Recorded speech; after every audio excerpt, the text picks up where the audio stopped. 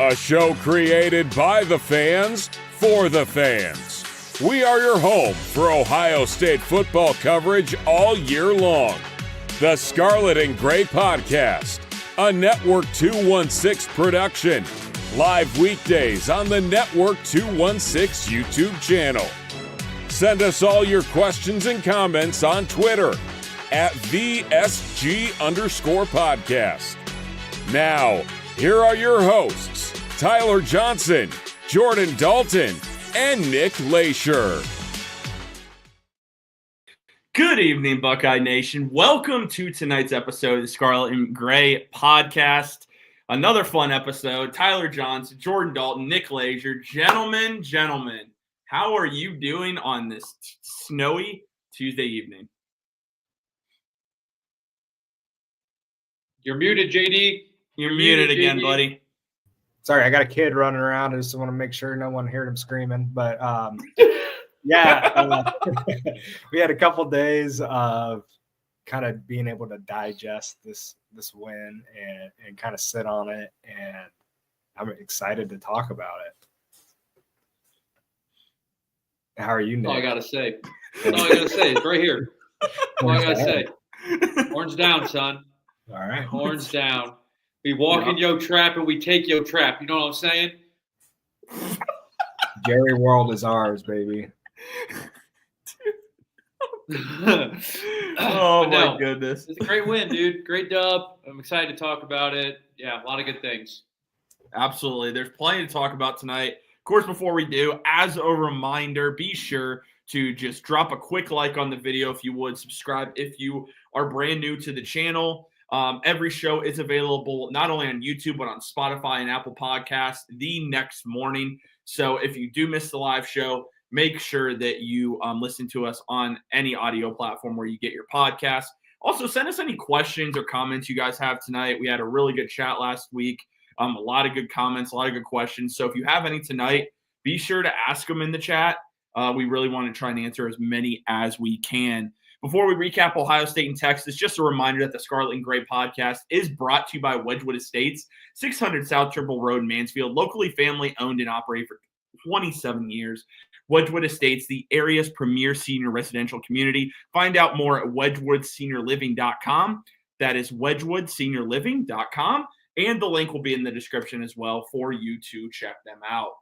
All right, guys. Well, talk about a game that really stressful. I'll admit I was stressed a lot throughout this game. Ohio State ends up beating Texas in the Cotton Bowl 28-14. Of course, we'll talk about one of the best plays in Ohio State history here in a little bit. But first off, this game, Buckeyes started off hot, slowed down a little bit. Texas got back into it. But just what were some of your initial thoughts on this game? Yeah, if you would let me start, I think the game started fast for Ohio State, and it almost looked like another steamrolling. Just the way we came out of the gate, scored that touchdown to start, and then the quick stop on Texas. We're like, oh man, here we go. And then penalties hurt us. A couple of negative plays. The very uncharacteristic, unsportsmanlike penalty on Travion Henderson would really killed our second drive. And that really kept Texas in it. You know, you look at the first couple of drives for Texas. It was 4 straight downs. Yeah. Downs on the first, punt. And then they scored that touchdown right at the end of the half. So the defense really came out strong. They blitzed Quinn Ewers at the highest rate that he's seen blitzes this year. And fun stat about Quinn Ewers, I'm sure a lot of NFL teams are going to be monitoring this, but the games at which he was pressured the highest this season, the Georgia games, the Ohio State game, and then I think the Georgia game and the Ohio State game was all losses. So I think it was his top. If he got pressured more than 40% on his drops or something, they lost the game. And Ohio State kept it kept him on the pressure and really made it hard for him back there. And overall, I'm sure we're going to talk about the offense and some big splash plays, but I thought it was a good performance by Ohio State. Yeah, I mean, you pretty much hit it, dude. I mean, defense made plays when they needed to. Offense made plays when they needed to. That personal foul on Travion, totally just uncharacteristic. Really kind of lost his cool. I'm really curious what was said because I'm sure it was not something very nice for him to react that way. He made up for it later on, as we all know. But, yeah, dude. And then the thing that stood out to me is second half, we get the ball. Well, Howard throws an interception. So we're kind of on the ropes. It's Texas kind of making it interesting. Their defense is stingy. I mean, Jeremiah Smith, 1 catch in this game. Granted, they were throwing 3 guys, 2 guys, 4 guys, whatever. They were throwing the bodies at him. But, I mean, the offense made plays when they needed to. I thought Will Howard was really good in this game. Was throwing into some tight windows like we know. And, I mean, they just made plays when it mattered the most. So I agree with you, Jordan. It was a great performance, but, job's not finished. You got 1 more to go. Yeah, just can I touch on something real quick, TJ? Yeah. That interception that Will Howard threw was on that first drive coming out of half, and I swear they had that. I think it was like second and short, and they knew they were taking a shot to Jeremiah Smith, and he just stared him down. Yeah, the whole coming time. Coming out of that play action, I think everybody in the building knew it was going to him. And the linebacker just made a good play, and I think they were just itching to get him the football because they knew like he was sitting at 1 catch, 3 carries at halftime, and they were trying to get him involved. But it ended up being, some other guys. Carnell Tate had a huge game, and they basically just had to take what the defense was giving them. And Jeremiah Smith's probably not going to have 1 catch, 3 yards this week. So we'll see how that plays out. But yeah, I just wanted to touch on that. No, that's a really good point, and I'll even add to it. He was going to throw that ball no matter what. It wasn't going to go to anybody else. He was going to throw it, and if it somehow got there, great. But, I mean, he was going to throw that ball no matter what. It was so obvious. But anyway, one of my takeaways, and I'm not here to not give Texas any credit at all. I feel like Ohio State should have won this game by more, and this is why. In the first half, the amount of penalties that absolutely just destroyed your drive when we were marching it down the field, because Texas was on the ropes. And then, again, you mentioned the penalty by Travion Henderson, and we'll never know what was said there. And it's the most fascinating thing because he never reacts that way to anything. So I would love to know what was said there. But then you're talking about holding calls, false start penalties, all these just ridiculous calls going against Ohio State, which, funny enough, you see Jack Sawyer at the end of the game, his jersey's completely ripped, and there was not a single holding call in the Buckeyes' favor. So, once again, that's not a surprise. But I feel like Ohio State should have won this game by more. I really do. When you look at it on defense played great. For the life of me, I don't understand why we didn't cover the one guy that Quinn Ewers was actually able to throw the football to, which is a running back in the flat. I mean, Jaden Blue had 59 yards and 2 touchdowns. Like, that was it.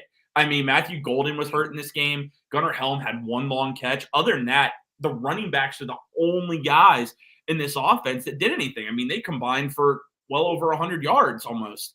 And so that's the thing. I feel like we could have won this game by a lot more. But that said, it was a great game. I thought Will Howard honestly played really well. When you look at what he did in the fourth quarter, 7 of 10 throwing the football, he played his best. And again, we've talked about it all year. He might make a mistake, but he plays his best football when it seems to matter the most. And you can't ask for much more than that. And then Travion Henderson, if you're going to make a move as far as a really boneheaded penalty, at least you answer the right way. And then finally got to give a shout out to Carnell Tate. You drop the easiest pass that you'll have all year for a touchdown. But, I mean, Carnell Tate led the Buckeyes in receptions, 7 catches, 87 yards. He was great. And then on the defensive side of the ball, guys, JT Tuimoloau, I'll give you guys the floor on defense here in a minute. JT Tuimoloau, Jack Sawyer, right now, there's been a lot of, and we've on this show done the same thing, that they have not lived up to their potential as Buckeyes. In the playoffs, they have been completely on a tear. And right now, you're looking at two guys that are pushing towards being first-round NFL picks now, and one who has established himself truly as an Ohio State legend. But overall, I mean, it's obvious who stood out on defense, but who were some guys that really caught your eye? I mean, obviously, number 2 in the backfield, dude. I mean, Caleb Downs is just his instincts, the way he sees the field, the way he attacks the ball. It's just incredible. I mean, I don't know. We haven't had a safety like this at Ohio State in a long time. You know, a guy that just flows with the ball. He's shot out of a cannon. He makes plays in the backfield. I mean, on that boneheaded pitch play from Texas, he didn't get the tackle, but he's the one that blew the play up. He shot through the gap. He slowed the back up enough, and then the cavalry came up following him. And obviously, the pick at the end of the game was all instincts. I mean, he totally saw where he was trying to get the ball. He just made a play when you're up 2 touchdowns already. But Caleb Downs was outstanding this game. The secondary again was tough. They were making Ewers check the ball down. Like you said, TJ, the running backs had the majority of the receiving yards in this game.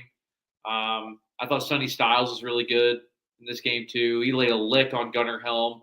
I mean, that was a big-time hit, big-time play. So defense, again, though, they've been lights out this whole playoff run. They've been really good. And, I mean, I'm excited to see this matchup with Notre Dame, man. It's going to be a fun one.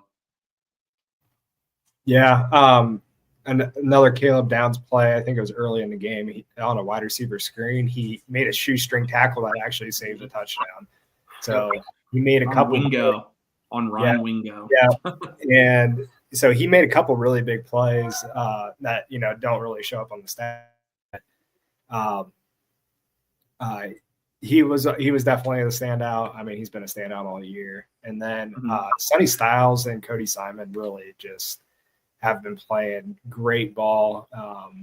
Linebackers that we kind of had some high expectations for Sonny Styles coming into the season just because of he was moving to the well, and from his safety spot, we thought he had a good potential to be a coverage linebacker, but he's really proven that he can do it all on the field, coming up and run support and really just making an impact on the game. You saw the 1 sack he had against Quinn Ewers.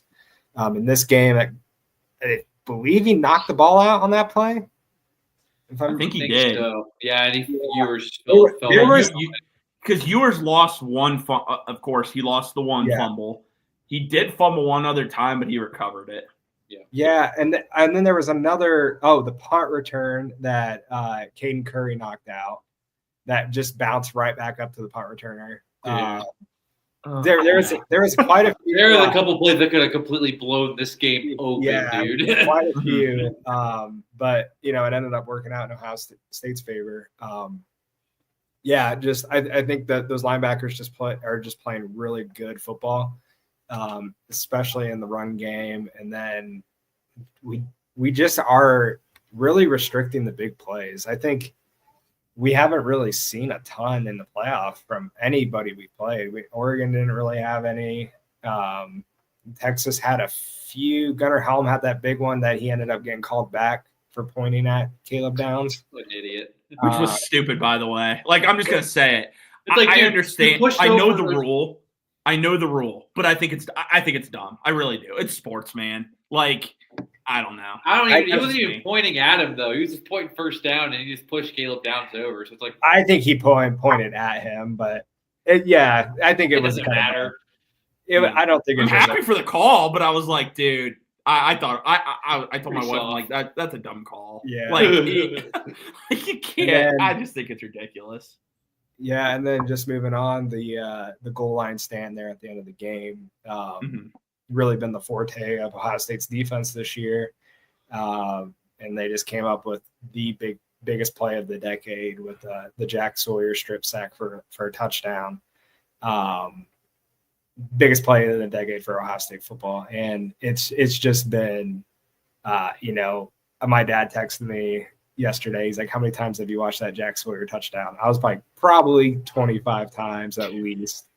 And the best thing about that play, go ahead, Jordan. Go ahead. No, you're good. I was just going to say it was a legendary play. And I just remember, like, I just couldn't believe, like, I just was waiting for a flag or something. You know, it's just like one of those moments, like, you don't want to celebrate too early. You just want to make sure it's going to stand. And well, dude, I was in shock. Yeah. Honestly, I saw him fly off the edge. I think the funniest thing to me about that play, so he knocks the ball out, right? Proceeds to shove Ewers into the ground, and then the ball bounces right up to him, and he just takes off like a shortstop grounded a freaking hit. He just picks it up, and he's see ya, dude. See ya. I mean, I agree though. Like my heart was like just waiting for the yellow to be out on the field. I'm just like waiting. I'm like, I don't want to stop. I'm like, oh my gosh. Yeah, dude. And then you're just watching it, and you're like, all right, no flags. The reaction from Ryan Day. It's out there. All right, we're good. Yeah, bro. It was the reaction, the side by side. I saw a side by side of Sarkisian and Ryan Day. Just the reactions as the play was happening, and as soon as that was obviously the nail in the coffin. But oh boy, I would be lying to you if I said I wasn't stressed out. Oh, yeah. It was extremely stressful. I mean, there's no doubt about that. I'm seeing some good comments here.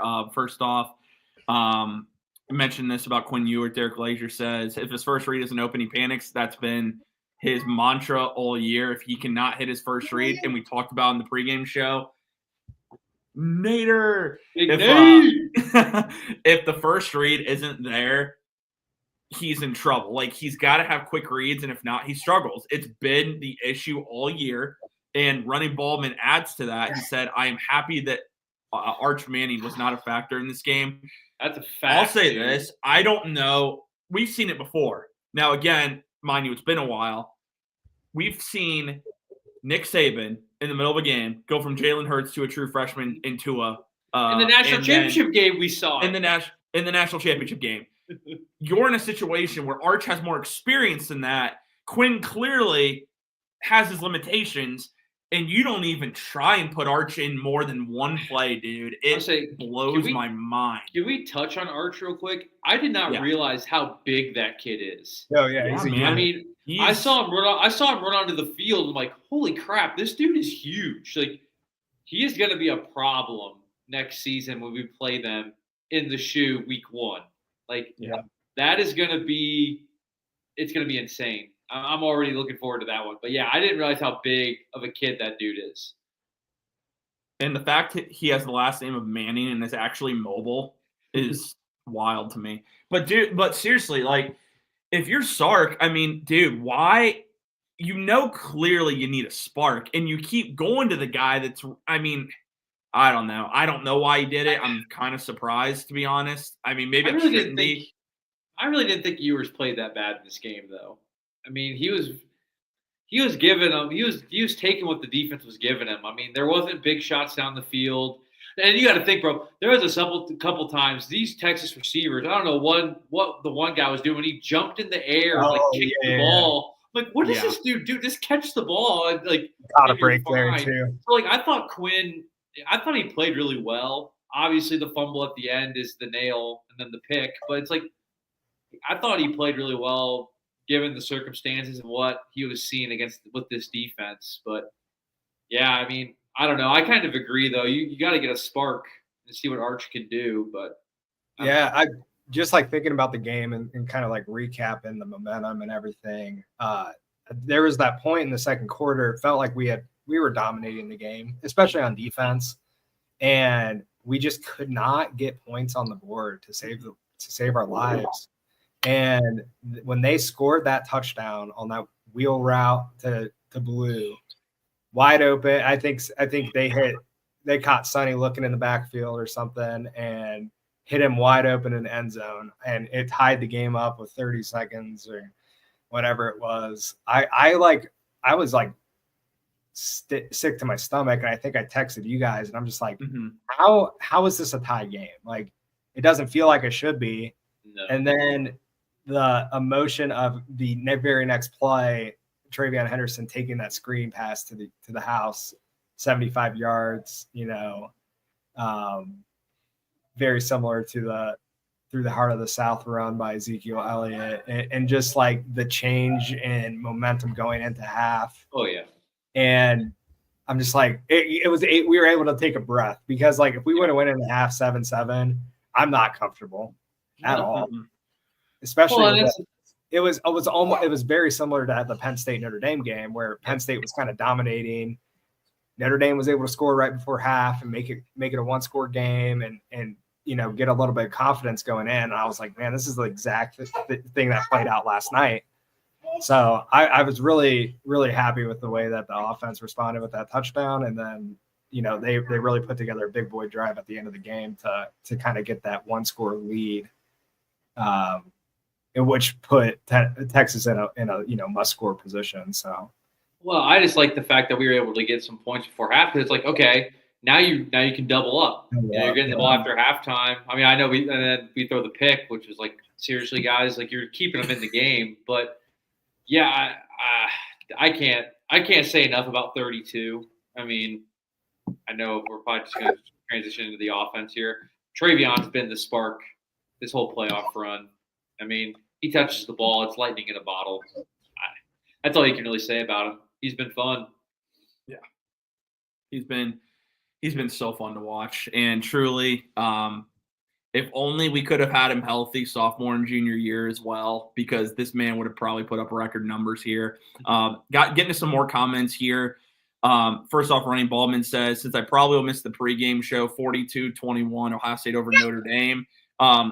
Good transition, Running Ballman. The game day preview, because we have had people ask us this. The game day preview will be available on Saturday morning this week. That gives plenty of time. So Saturday, Sunday, and then you guys have all day Monday to watch that or listen to it. So even if Running Ballman, you have a lot more time than you normally would. So we're going to upload this one a lot earlier so people have plenty of time to watch it. And then Lavelle adds, yo, what's up, fellas? Go Bucks. It's natty season. It is natty season. Oh, man, that feels so great to say. But you mentioned the running backs.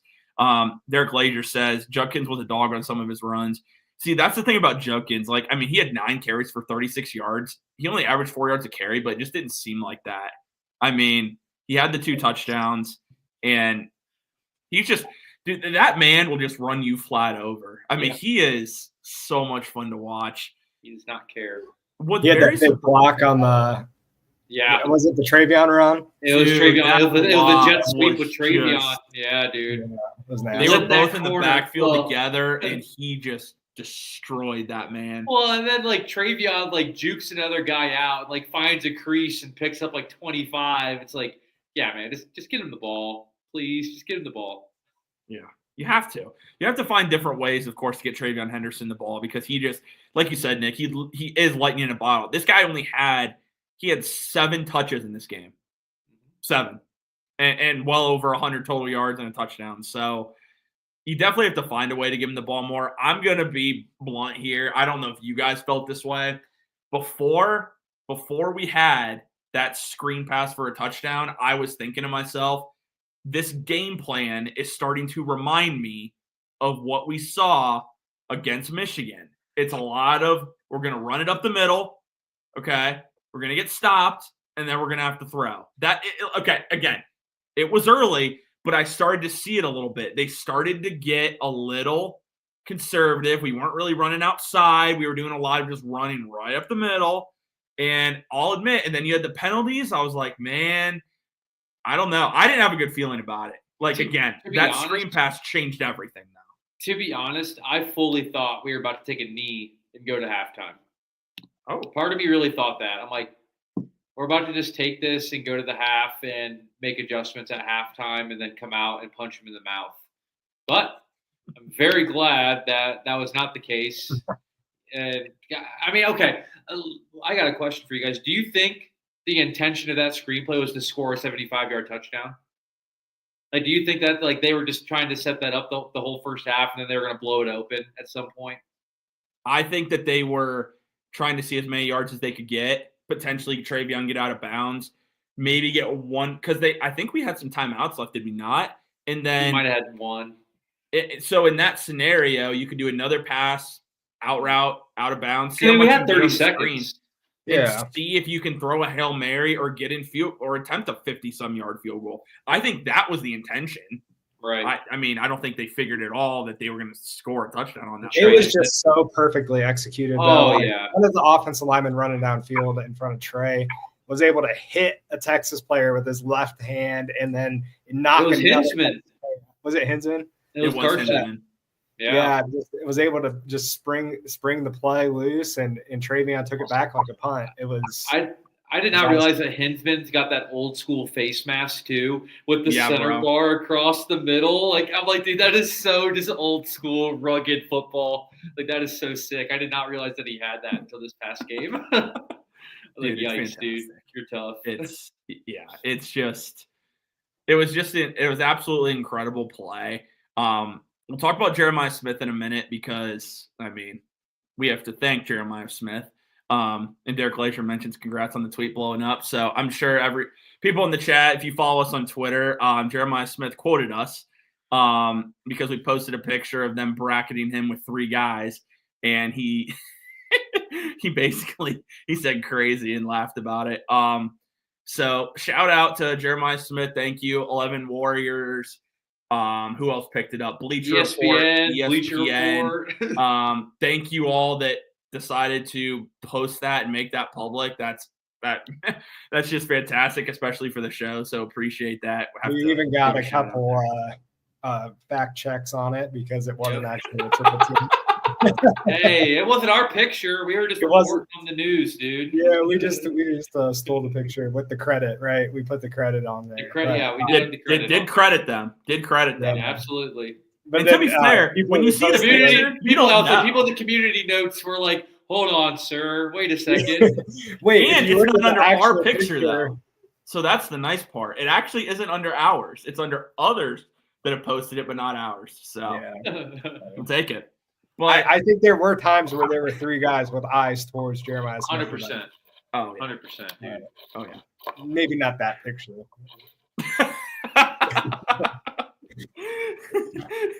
We definitely got a good laugh of the fact check and oh, that was hilarious, man. So, talking about the offense here.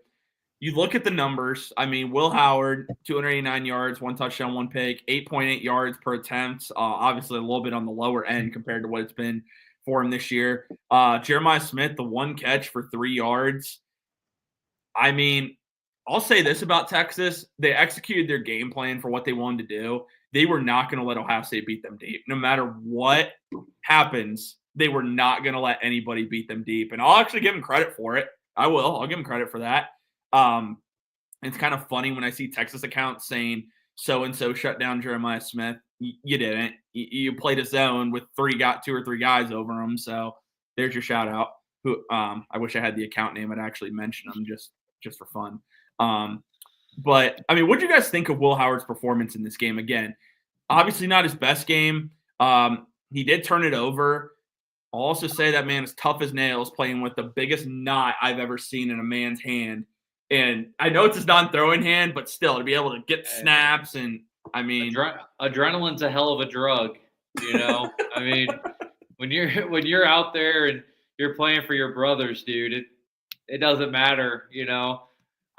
Like I said earlier, Will Howard, he definitely was making me nervous at times because some of these windows he was throwing these footballs in, I was like, oh gosh, you are millimeters away from getting intercepted. And I even texted you guys at half. I'm like, dude, he's bound to get picked off trying to get into these windows. But to be fair, the way that Texas was playing, they played a lot of zone against us. And it's like, those are the type of throws that you're going to have to make against zone coverage, like the way Texas was playing. It's like you got to exploit the weak spots and just try to thread the needle. And I thought he did a really good job. And like you said, TJ, Cardinal Tate had a great game. He stepped up big time for us. Mecca had 5 catches in this football game too. So it's like the 2 guys that you need to step up when, you know, they were kind of taking Jeremiah away. It was like, okay, we still have, you know, 1A and 1C over here just waiting, ready to go. So I thought Will Howard played really well. He had a really good QB run. The sniper got him from the rafters. But dude, Yeah, dude. When he fell, I'm like, oh Lord, that is a typical white guy thing to do. Just completely get eaten up by the turf monster. But Daniel nah, Jones. dude, I thought he was really tough in this game. He finally got sacked for the first time all playoffs. So that's another just testament to how good the O-lines played. But no, I thought Will was great. He made plays, like you said, in the fourth quarter, 7 to 10 passing. So he turned it up when he needed to.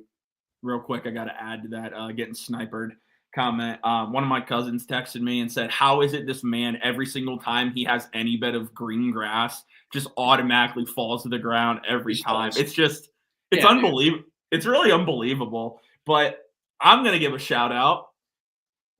Everyone who's watching right now, you might want to clip this because you might never hear this again.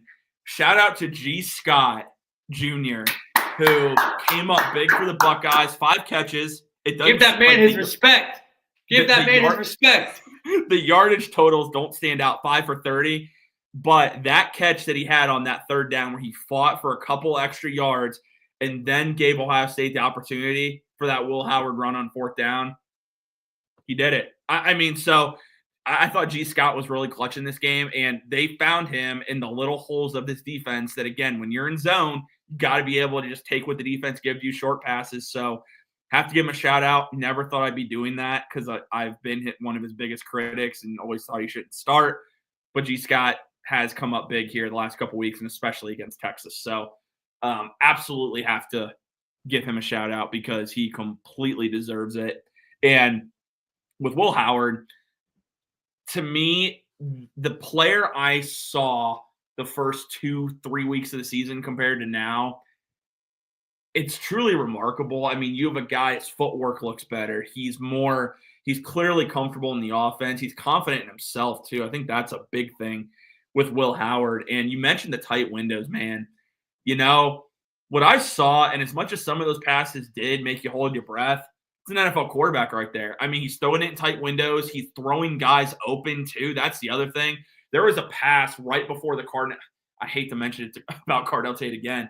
There was a pass to Emeka Ibuka, I believe it was, right before the Cardinal Tate touchdown. 2 guys, and he just perfect to Emeka. Will Howard's been doing that the second half of this year. He's been fantastic for the Buckeyes. That play that he had to Cardinal Tate, it was a clutch 3rd down. I believe it was 3rd down 10, 3rd down and 8. And they were sending the house at Will Howard. I believe I clipped it on our page. So if you want to go see it at DSG_podcast on Twitter, you can see he doesn't get rattled, even though the blitz is coming after him. He rolls a little bit out to his left. His footwork still looks good. Just lofts it right there, man. And it's just night and day different. And it's just been incredible. We talked about his draft stock. And with Carson Beck now going back to school, it's only that that's another spot. It just opens up Will Howard, and he's going to get an opportunity at the Senior Bowl in a couple weeks. And wherever he goes, as long as it's not the team in the AFC North, I will be rooting for this man because it's incredible what he's doing. There are a lot of and I want to talk about it at the end of the season here once everything does wrap up. There are a lot of fans that did not want Will Howard. Unless he's in the brown and orange. Then you'll be rooting for him. I'm glad you mentioned that. Yeah, I mean, but there are a lot of fans who didn't want this man. They really didn't. And they were here to say, this guy, he's not good enough to be the quarterback at Ohio State. Why are we going after this guy? What are we, Ryan Day? Ryan Day goes after a Kansas State reject, things like that. So I just had to say that because at the end of this season, we're going to recap this. And that's another guy who has an opportunity to go down as a legend at Ohio State. And it's only been 1 year. So I just had to say that about Will Howard because I'm telling you, I'm going to miss Will Howard. It makes me a little sad knowing this is his last game as a Buckeye because he's been one of my favorite players that we've had. Just how much he embodies being the quarterback at Ohio State, knowing what it actually means to be the quarterback here. And I don't know, that just really shows me something. But I know I ranted a little bit, but I just had to get that out because I'm going to miss Willie. I'm going to miss him. over here glazing Will Howard real quick. Yeah. I mean, I am. I agree, though. I'm with you. I think there's 3 guys. Just with the playoff run alone, there's 3 guys on this team that kind of stand out as holding that legendary status. If we can win a national championship, we're going to be talking about Will Howard, and we're going to be talking about Travion Henderson, and we're going to be talking about Jack Sawyer. And like those three guys have just like put themselves in this category just with, the big plays and like, leading this team where when we were talking after the Michigan game, like the season ends there. And like, what was Jack Sawyer's legacy at Ohio State? What was Will Howard's legacy at Ohio State? Travion Henderson had a little bit more stock just because of the, he's been there for 4 years. He's put up a lot of yards. He's top 4 all time in rushing at Ohio State. So he kind of had like a little bit more of a resume, but just with these performances that they put on over the playoffs and kind of just talking about what we talked about in the show last week, now we have a Rose Bowl championship. Now we have a Cotton Bowl championship, and now we have an opportunity to win the national championship in one season. Like this could be the most historic victory in Ohio State history if we can pull it off. And so I totally agree with you. Will Howard could go down a legend this week and really cement himself as an all-time great quarterback at Ohio State. I'll say, man, Yeah. we could be the first team to win the 4-team playoff. We could be the first team to win the 12-team playoff, dude. And then when they make it a 16 in a couple of years, we'll win that. And then that's what I'm saying. I mean, I know it sounds silly, but it's like Ohio State still does, historical things. So Yeah. I don't know, man. I'm so jacked up for this game. I wish it was tomorrow, to be honest with you. I don't think anybody could have picked a like better historical, branded football game than the one we're getting with Ohio State Notre Dame. Like you're talking 2, if not the 2 largest fan bases in college football, and you're getting it, in Atlanta On the biggest stage. On the biggest stage after a 12-team playoff. Like it. I don't think this could be. I know we're kind of just hyping it up, but like this is in my opinion the biggest college football game in history. I'm just like, what's at stake for Ohio State? Like what they had to go through to win this game. They're doing it against Notre Dame, a former Ohio State Buckeyes coaching this team. Former captain at Ohio State. They lost to Michigan this year, which makes this game even bigger for Ohio State, in my opinion, because of all the adversity. If you lose this game, it was all for nothing. All for nothing. This season's a failure if you lose this game. Yeah, I'm saying it was all for nothing. I'm saying it right now, and that's gonna. I know some people in the chat that I'm might with you, trigger dude. you a It's little all bit. for nothing. You've won nothing. You've accomplished nothing if you lose this game. Like, and I'll mention that on the pregame show too.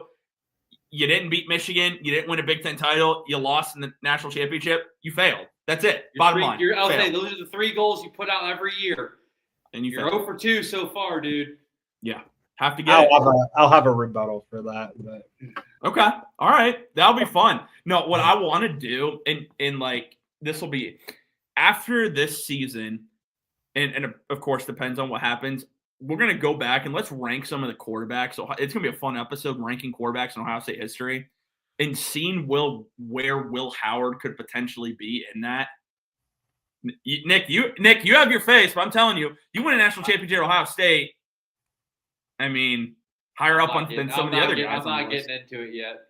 But I already got my top 5. So. Oh, I'm not saying top 5. I'm talking like a whole top 10. I'm not. Well, no, I'm just saying I got my top 5 though. Christopher says, "What's up, fellas? Seeing the Notre Dame Penn State game and how close that was, despite Aller not completing a pass to a receiver, would have worried me if I was a Notre Dame fan. Bucks rolled to a natty 38-17. Christopher, we will give you our predictions on Saturday morning, Ohio State versus Notre Dame game day preview. But I appreciate your prediction. Jermaine asks a little bit of a different question here. Any word on Damon Wilson? And I am naming my firstborn Sawyer, gender neutral name. I love By the way, I love that. Damon Wilson, so there's been no answer. He will decide this week, it sounds like. Ohio State was the favorite. We'll see if they get it. He visited Sunday without committing, I know, and without signing anything. He did visit Missouri. Missouri has offered a lot. Substantial NIL package. let's not even just say like money wise. Let's say perk wise. Like they are offering him a boatload because they lost their top defensive end in Nebraska because Nebraska tampered to get him out. So I forgot about that. Now, a lot of Buckeye fans say we need depth on D-line. I completely agree, but they're not going to give a guy who is a rotational guy at Georgia some massive NIL pack. They're just not going to do it. I'm just going to tell you that right now. We'll see. He has not decided. I know that Ohio State still is in the running. The fact that he has not committed actually is probably good news for the Buckeyes because they did get the last visit. I know Texas was trying to get involved, some other SEC schools. So we'll see what happens there. I do believe either way, we will be adding depth. If whether that's in the next couple weeks, after spring, we'll see. Like I kind of hinted, I think I did last week, Bucknuts posted an article. It said there are a lot of no names, of course, mentioned. They're waiting. There are some agents from some players, especially at SEC schools, that are monitoring if Ohio State wins the national championship and potentially coming over. I don't know. There are no names mentioned. So like, let's not even speculate who those could be, but they will get guys in. There will be, of course, players that leave because keep in mind, the portal is closed, so to speak. But if you're a playoff team, you get 5 extra days. And then on top of that, if you're in the portal, you can commit anytime. Like you can commit anytime. Like they might be closed technically, but you can commit at any time. So like Devin Brown's been in the portal. Once Ohio State season ends, he'll either make the decision to return or transfer somewhere, and Devin Brown could have 2 months to decide that if he wanted to. Like he does, there's no rush. So just wanted to make sure, point that out there to you. But thanks, Tremaine, for the question. Hopefully we land them. If we don't, I mean, it stinks. It does stink. He's a really good player, but they're not going to overpay for a rotational guy. Just not going to do it, especially when he's been guaranteed a starting job at Missouri. So Derek Lazier adds, has the Big Ten – this is a good question. Has the Big Ten overtaken the SEC as the best conference? I think we're on an even playing field now when it comes to getting players in with monetary funds. I think it's finally all out in the open. So I think that the Big Ten is eventually going to overtake the SEC in that standpoint because I feel like the SEC's been doing this for a long time, just behind closed doors, and now it's out in the open. Well, I think we're right on the cusp. I think for a while the middle tier SEC was better than the middle tier Big Ten, and like a lot of those schools. I like Texas A&M and Missouri. Those teams were a little bit more competitive than like the middle tier. Like Rutgers, Maryland, or like some of those teams. I think now, I mean, you just look at the bowl game records and in the Big Ten SEC matchups. Now, those were kind of you can kind of say whatever you want about bowl season now, but Big Ten won 7, 8 out of 10 matchups so far, counting the Ohio State Texas matchup. So, I think the Big Ten definitely has the horses to hang, and with Alabama's fall off, you just look at the SEC with Alabama as a powerhouse, and you take away Alabama, and all of a sudden there goes a bunch of national championships that they've gotten in the last 10 years. So now that Alabama's lost Saban, and it kind of looks like they're falling in line with the rest of the country, I think the Big Ten kind of has the bigger names and the better teams at the moment. I think I do agree it's more of a level playing field now. I think when you add Oregon, and again, that it's just so far Oregon, but I do believe eventually USC is going to get back there. I do. I don't know when that'll be, and I don't think it'll be under Lincoln Riley, but I think eventually they'll get back. I like what Washington's doing. I know they had a down year, but keep in mind they lost. 30-some guys. They play Big Ten football too, dude. They play Big Ten football. They're a fun team. They have a young quarterback there that I think is going to be pretty fun to watch. But JD, I liked what you mentioned, the middle of the conference. that's what is really starting to grow for the Big Ten now. I mean, dude, Rutgers now, they're a middle-of-the-road Big Ten team, and Greg Schiano, once again, has turned that program around. Iowa is always there. They're always going to win 8 or 9 games. Illinois is back under Brett Bielema. Minnesota under nothing. Fleck. Nebraska's coming, dude. Nebraska's there. Yeah, dude, Nebraska's there too. They've added Dane Key. They're adding a lot of transfers this offseason. Michigan State, I think they'll get back there. I do. Like, I mean, look at this conference. Wisconsin down. And we can still talk about Michigan. I mean, Michigan had a bad year this year, but they still beat Alabama in their bowl game. So it's like, which is like, I mean, that's a bad Michigan team, and they beat pretty much. I mean, Jalen Milroe played in that game, and he looked awful. So it's like Michigan obviously is still a force. They beat Ohio State, so it's like I don't know, man. I'm with you though. I think the middle tier is definitely Indiana, Wisconsin, adding Mendoza from Cal. I think Cignetti's going to keep them as a contender. Like, I'm not saying win the Big Ten title, but I think he'll make them a 9-10 win team every year. I think he's a good coach. I really do. Then you look at the SEC.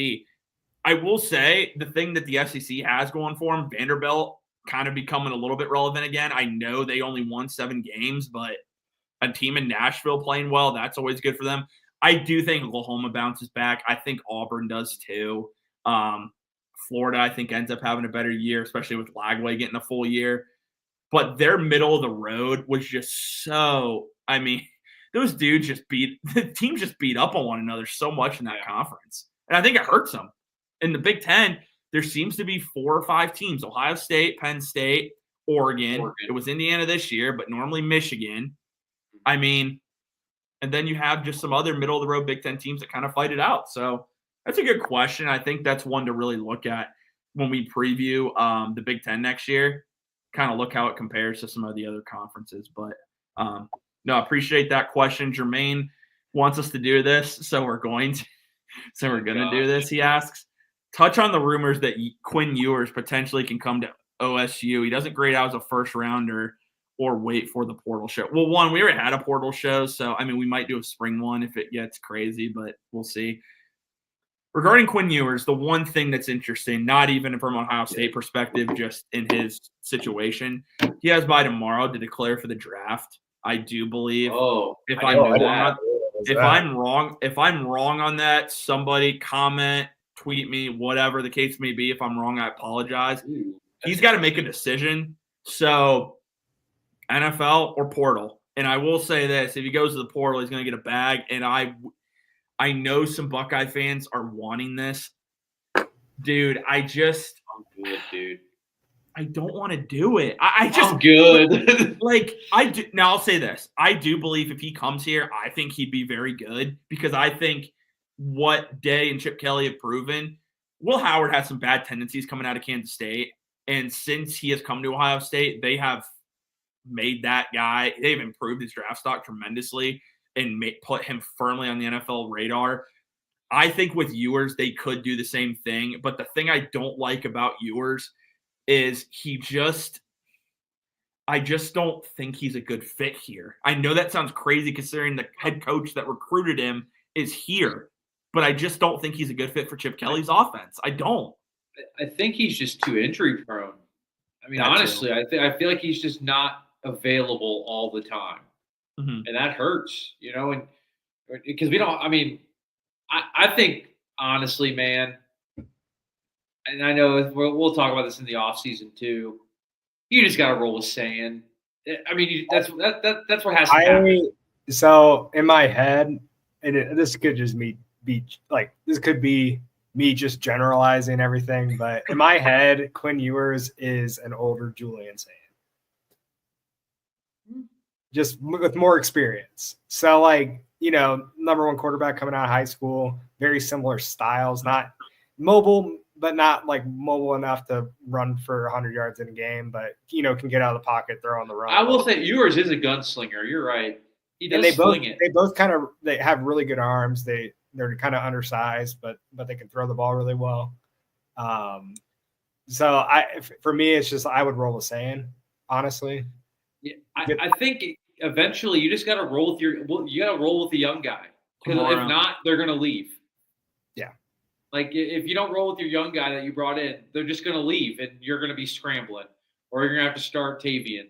Like, he's not going to be. No.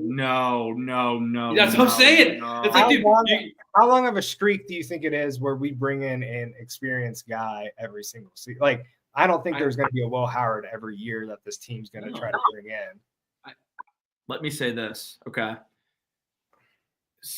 We have close to 700 people watching, so there's going to be someone that probably tweets at me or makes a comment on this. The new era of college football, and I think maybe I didn't tell you guys this. I told my cousins this, I think. The era we live in college football, as much as people don't want to hear this, a lot of these teams aren't like, they're going to recruit guys and these guys are going to leave after a year, because what's going to happen is they're going to bring in portal guys, big name portal guys, or even guys that are impact, like starters already through the portal. And development is not going to matter to some of these programs as much. What's going to matter is about getting guys in the door that can start right away and that can win you a championship right away. It's a lot harder as a quarterback now, because Julian Sayin is in a tough spot, because is Ryan Day going to give the keys to a redshirt freshman? Is he going to do that? That's what I asked myself.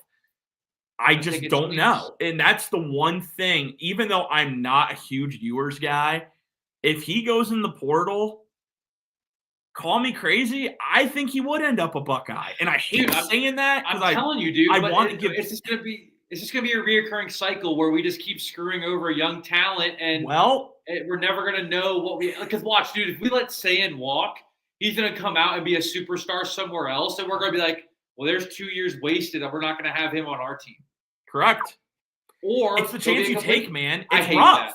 No, I hate that, dude. I hate it, but I kind of agree with TJ. It's like, you have this roster that's already built to win a championship, and the missing piece is the quarterback. Like, are you going to roll the dice with the guy that's going to go out there and throw 20 interceptions his first year starting, or are you going to bring in Will Howard or an experienced guy that's going to run your offense and take the job seriously? Because now it is a job, because you're now paying these players. And not saying that Julian Sayin isn't taking it seriously, but he doesn't have any experience doing the job. So it's this era of football is just. Who do you want to give the keys to the $20 million Ferrari to? Do you want to give them to the 19-year-old that doesn't know how to drive, or do you want to give it to the guy that's been doing it for 5 years? I'm giving it to the 19-year-old that doesn't know how to drive. See, and here's I'm the 19. I'll give you the keys. Here's the other thing. That's how I am, dude. Here's the other thing you tell these kids when you recruit them too. They know the era that they live in. Like, you probably, and I don't know what those conversations are like, but I guarantee you they let them know that it's Ohio State. Like, we're going to bring in top guys at your position, and you're going to have to compete. And if we don't think that you're you're going to start, we're going to bring someone in to take that job. Like, and it sucks, because I agree. Nick, I agree. I hate it. I don't like it. I just don't know why you bring him in the first place then. Huh? Like, why you even bring him in the first place? To develop him, if you're just going to bring another. But develop him for what? So for them to someone else develop him for the so he can go to. We could go to Oregon or go back. He's going to go. He's homesick. He's going to go back to USC. He's going to play in 3 years. It's so look annoying, at the playoff and look at the quarterbacks that started in the playoff. No, I know. Majority of them are from the transfer portal. I get it, dude. But I just hate it. It sucks. It sucks. The age of developing guys to start for your program are non-existent. You don't develop guys anymore. You just buy players. Yeah, essentially, it's a minor league version of the NFL. The teams that got money get the players. It's frustrating, bro. We need to break it up. We need to break it up into like a 60-team league. All the money teams go in one league, and then everybody else competes in a lower league. And then there's a relegation system. Bro, that would be nuts. You know what's gonna be really crazy here? When before the 2025 college football season, it's no longer NIL collectives and it's full out revenue sharing. Bro, that's what's going to be really interesting. We're going to be playing flag football in 10 years anyway, so it doesn't even matter. Let's win our natty now. We'll win the first college football flag national championship playoff. So that's what it's setting up for at this point. But I think I shared this, but Derek Glazier says maturity is a great trait. It is, and that's why some of these coaches are going to go for juniors and seniors in the portal. Just saying. Now, I will say Ohio State does a very good job compared to other teams.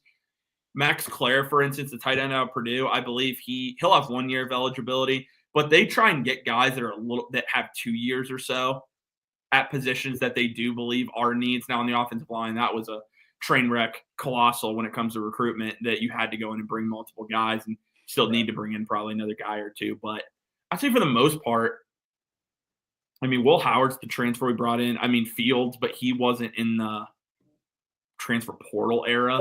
So I was reading I think it was an Athletic article, but they were talking about how this team is kind of highlighted by the transfers and the amount of money that they're paying players. But most of the defense, besides Caleb Downs, I want to say Ignosin's another, they're all like developed in-house. They're all, freshman to senior, like played majority of their snaps at Ohio State. So I think there is something to say for the development of that defense and a lot of the guys. Yeah, that they are retaining their talent. I don't think that they're going out to look to replace every position on the team. But Oregon. Quarterback at Colorado. But every offseason is going to be interesting, especially for quarterbacks at Ohio State, just because of like what you said. Mm-hmm. One more note on this quarterback conversation. There's nobody left. It's either going to be Quinn Ewers or Devin Brown's coming back. That's it. Yeah. I wouldn't rule out that. I'll say this because people are probably going to ask. He's probably going to come back, bro. He's going to come back and fight for the job. I wouldn't rule out Devin Brown coming back. And I'm just saying right now, I'm prepared for the mean comments, the mean tweets, the you're an idiot, they're shut up, I don't want this. I'm telling you right now, it's completely possible that if we go and win a national championship game, man, people don't like Devin Brown. I want to come back. We haven't even seen Devin Brown play, so I don't know how people can say that they don't like him. You know why? For all we know, he could be Will Howard. He wears number 33. They don't like that. It's a great number for a quarterback. It's throwback. Seriously, that's a reason why is like people see that like or just they just don't like. Also, I'm never making that face again on a live show. But that was brutal. But yeah, I mean Devin Brown, Ewers. I think it's interesting too with Devin Brown. Is Georgia an option for Devin Brown because Georgia doesn't have a quarterback? Like that's another. So we'll see what happens there. We'll see what happens. Real quick, we do have a piece of breaking news. Ohio State wide receiver Kojo Antwi has committed to Colorado State. So wish him the best over there. Seriously, I hope he ends up getting consistent playing time and hopefully gets an opportunity at the UFL or NFL as an undrafted free agent. Huh? I said go beat them Buffs. Yeah. With whoever ends up being their head coach. We'll see. But anything else you guys want to add before we wrap it up? No, just to close it, the Ohio State Texas game, it was a slugfest. It ended up being, closer than a lot of people predicted.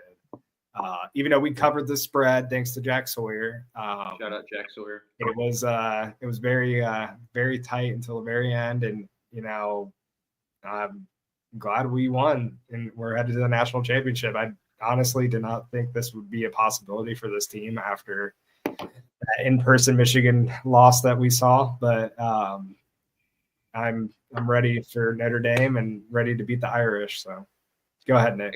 I got one thing to say. Go check out your basketball Buckeyes, baby.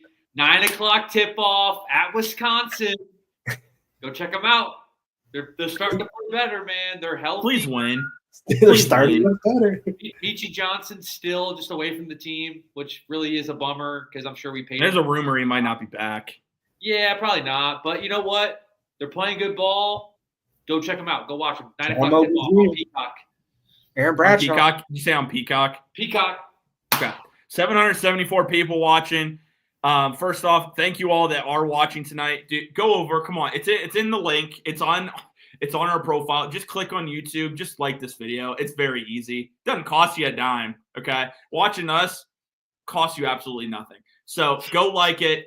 Subscribe if you're brand new to the channel. And again, the show will be uploaded on Spotify and Apple Podcasts. If you miss any of the show, will be uploaded tomorrow morning. So make sure you don't miss it. And our national championship game day preview will be available Saturday morning. We're switching it up a little bit. Not Friday. We're going to do Saturday morning, give you guys plenty of time to watch it before Monday night.